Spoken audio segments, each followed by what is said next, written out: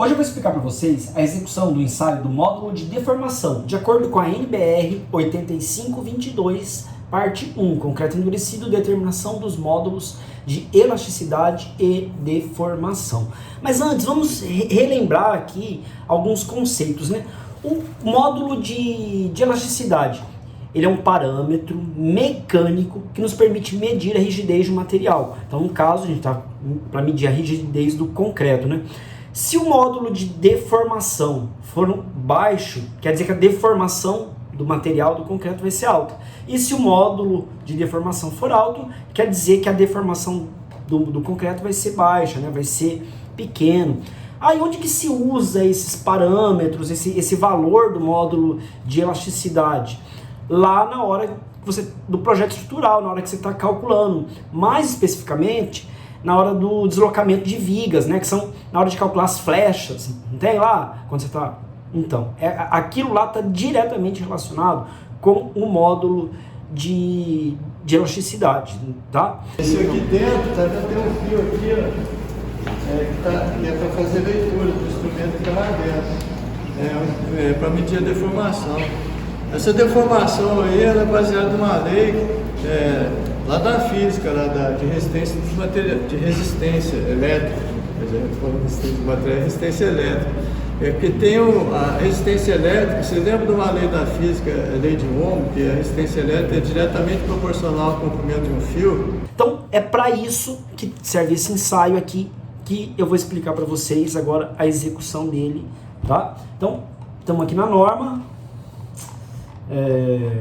Vamos então à parte direta aqui da execução do ensaio. Então a primeira coisa, a aparelhagem, né? O que precisa de equipamento para estar executando o ensaio. Bom, antes você tem que ter feito o ensaio de compressão normal. Então tudo o processo de moldagem do corpo de prova, de preparo, segue tudo igual como lá do ensaio de compressão. Então vamos aqui, ó, e aí específico aqui para o módulo, a máquina de ensaios, que é a prensa, né? E aí a norma traz aqui quesitos, né, referente à calibração dela, né? Tem que atender a esses parâmetros que estão aqui. Para o vídeo não ficar tão longo, tá? Eu deixo aqui um pouco parado, você pode dar um pause na tela aí, ou tirar um print, aí para você ir lendo detalhadamente a norma, tá? Aí é um jeito de eu ajudar vocês a terem acesso à norma também. E aí vem aqui, medidores de deformação. 421, geral. Os instrumentos para medir as deformações devem ser elétricos ou mecânicos e devem possibilitar a realização do ensaio sem interferência de operadores em suas medições. O comprimento de cada base de medida, o L0, onde são fixados os medidores de deformação, deve ser no mínimo igual a 2/3 do diâmetro do corpo de prova e no máximo igual à medida do diâmetro. Corpo de prova de 10 por 20, aquele padrão. Então, por exemplo, nesse equipamento aqui, na maioria dos equipamentos, ele vem para esse aí, sendo então o L0 100 milímetros, né? 10 centímetros, metade da altura, que é o diâmetro. Então veja aqui, ó, deve ser no mínimo igual a 2/3 do corpo de prova, do diâmetro do corpo de prova, e no máximo igual à medida desse diâmetro. Então a maioria dos equipamentos já vem com esse L0, vai ser então de 100 milímetros, tá? No caso desses, por exemplo, nesses exemplos que estão aparecendo aí para vocês, esse aí é o equipamento aqui que nós utilizamos no IF, e é aqui também que vocês vão ver aqui no exemplo da norma. Então, voltando aqui, ó, aí ele traz todas as especificações, né, se for medidor de deformação elétrica, e no 423 o de deformação mecânica, e aqui então são os parâmetros do equipamento, tá? 4232 aí, esse compressômetro no equipamento manual, né, ele pode ter dois tipos de base.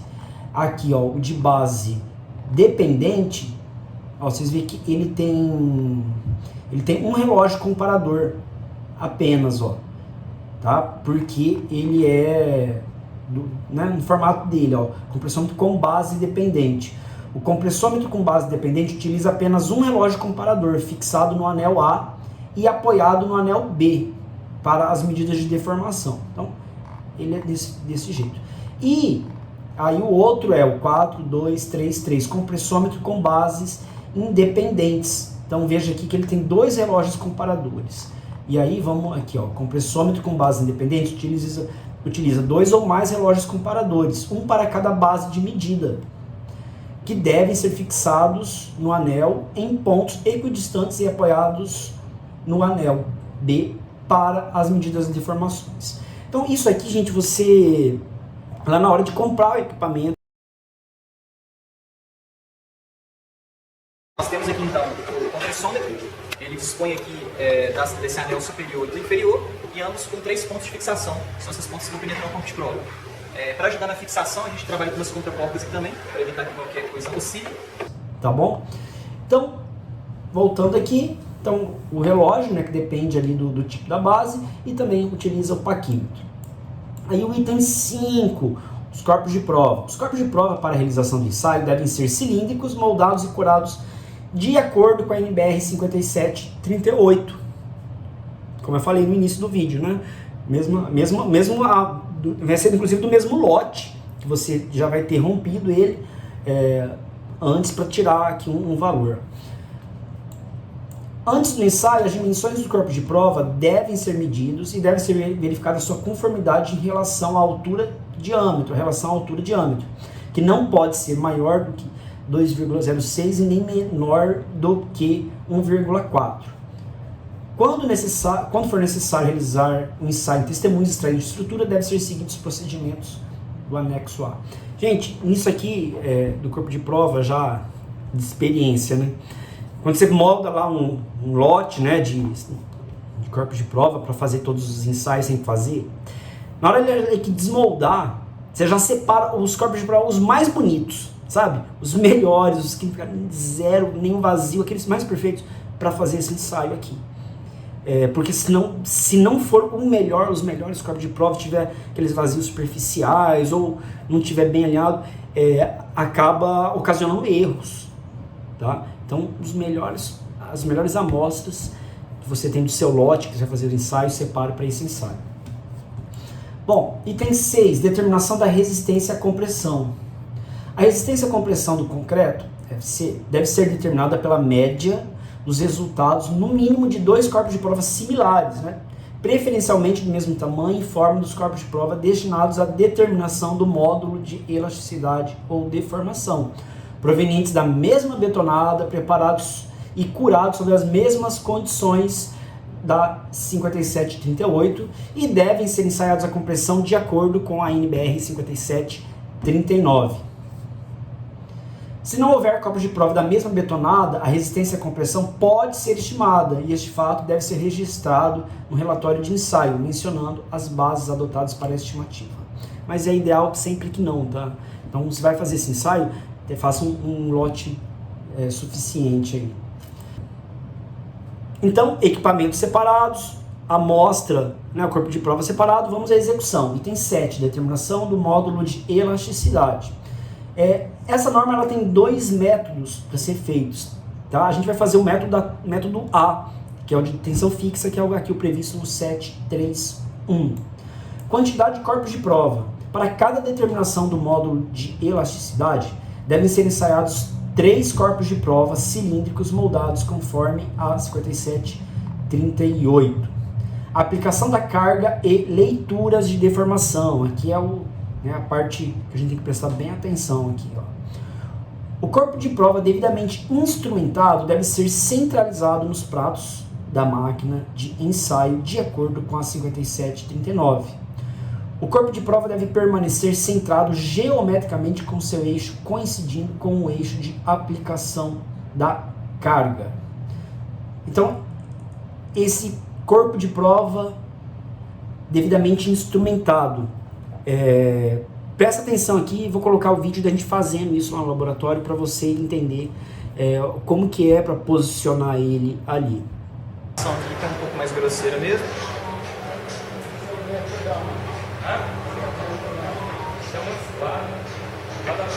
O próximo passo é o quê? É a gente aproximar essas pontas. É muito importante, antes de apertar, a gente observar a região que a gente está fixando isso, porque o corpo de prova ele tem algumas cavidades, ou às vezes aquela ponta que fica dentro de tirar forma. Então, evitar esses pontos.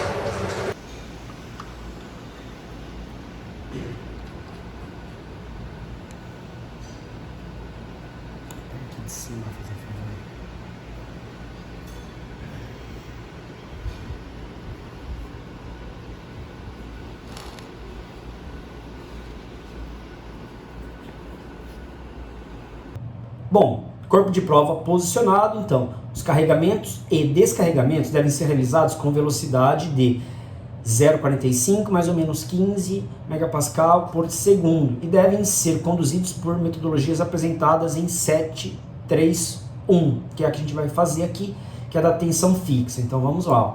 Etapa 1. Carregar o corpo de prova até a força correspondente à tensão do limite superior e manter neste nível por 60 segundos. Então, nota aqui, ó, a tensão superior corresponde a 30% da tensão de ruptura. Então, por isso que tem interrompido antes o corpo de prova, normal, de acordo com a 5739. O valor que der ali da resistência, 30% é essa tensão superior. Então, você vai, o corpo de prova ali instrumentado na prensa, você carrega ali, põe a tensão correspondente a 30% disso. Nossa, legal. Aquilo ali é em milímetro? Um centésimo de milímetro? Isso. Fica ali por 60 segundos, ó, parado em 60 segundos. Em seguida, descarregar o corpo de prova até uma força próxima de zero. Então, vai diminuindo, chegou perto de zero, trava ali, ou a primeira marcação correspondente a uma divisão de escala. Então, volta ali rápido. Aí, etapa 2, 7, 3, 1, 2, etapa 2. Carregar o corpo de prova até a força correspondente à tensão de meio MPa e manter a força neste nível por 60 segundos. Então, ó, você deu carga até 30%, ficou 60 segundos, volta ali a quase zerar, e aí sobe a meio, a tensão correspondente a meio MPa. No corpo de prova de 10 por 20, né, esse meio MPa, ele vai dar ali 4,8 kilonewtons, né? Mas aí depende de como é a marcação aí na sua prensa, né? Aí você tem que fazer esse cálculo. E aí fica nesse meio MPa por 60 segundos. Em seguida, carregar o corpo de prova até a força correspondente à tensão limite superior, ou seja, volta, carrega até de novo aquele 30%, e aí fica lá por mais 60 segundos. Na sequência, descarregar o corpo de prova até uma força próxima de zero, de novo a mesma coisa, chegou ali perto do zero, aí ó, vem para a etapa 3, conforme a etapa 2, ou seja, vai de novo para meio, MPa, tensão correspondente a meio, 60 segundos, depois chega de novo ao 30% e fica ali mais 60 segundos. Aí, etapa 4, carregar o corpo de prova até a força correspondente a meio, manter a força nesse nível por 60 segundos, e aí, ficou 60 segundos, aí agora você fica mais 30 segundos ali, então essa segunda, neste momento vai ser 90 segundos ali, 60 parado e depois mais 30 para você fazer a leitura ali, aqui ó, para você vir aqui e ler o relógio comparador. Neste momento, você vai fazer a leitura deles aqui. Aí, em seguida, carregar o corpo de prova até a força correspondente à tensão limite superior, aquele 30% da tensão, e manter por 60 segundos. Depois, você tem mais 30 segundos para fazer novamente a leitura. Agora, a leitura, né, aqui, a leitura no relógio comparador ali, sob a tensão máxima ali, que é o 30%. Após a leitura das deformações, liberar a instrumentação, ou seja, tira da tensão ali, retira o anel, né, com os relógios, e volta o corpo de prova lá para poder fazer o carregamento aqui, ó, após a leitura das informações, liberar a instrumentação, se necessário. É claro que é necessário, porque se você não tirar e seguir para romper, vai estragar o equipamento na hora que romper, né? E você isso é um equipamento caro, você não quer estragar ele. E aí, então você tira e carregar o corpo de prova na mesma taxa de velocidade utilizada durante as etapas, até que se produza a ruptura, obtendo-se a resistência efetiva. Aí, por que isso aqui é importante? Ó, se a resistência efetiva diferir da resistência quando você rompeu lá antes, só pela 57,39 para gerar aquele valor do 30%, então se isso diferir em mais de 20%, os resultados do corpo de prova não são confiáveis, tá? Não é para isso, para saber. Tá feito o ensaio, tá? Concluiu. Aí, né, no módulo da tensão fixa. Aí a gente tem aqui expressão dos resultados, que é como que faz o cálculo disso. Bom, esse cálculo, gente, eu vou deixar separado, ele já está aqui no canal, eu vou mostrar para vocês aqui, ó. Módulo de elasticidade calculado no Excel, né, da norma, e aqui eu vou explicando o cálculo e já fazendo, né, a planilha no Excel, tá bom? Então, para quem quiser aí pegar o cálculo, tá nesse outro vídeo.